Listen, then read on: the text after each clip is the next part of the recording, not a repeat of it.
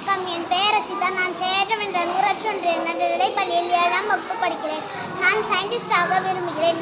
அதை பற்றி கூறப் போகிறேன். நான் 5வது படிக்கும்போது சூரிய குடும்பத்தின் 8 கோள்களை படித்தேன். அதெல்லாம் எப்படி இருக்கும்னு எனக்கு மேலே போயிட்டு வானத்தில் போயிட்டு ராக்கெட்டில் போயிட்டு பார்த்தா தான் அதை நம்ம எப்படி இருக்குன்னு பார்க்க முடியும். அதெல்லாம் பார்க்கணுன்னா நம்ம சயின்டிஸ்ட் ஆகணும்.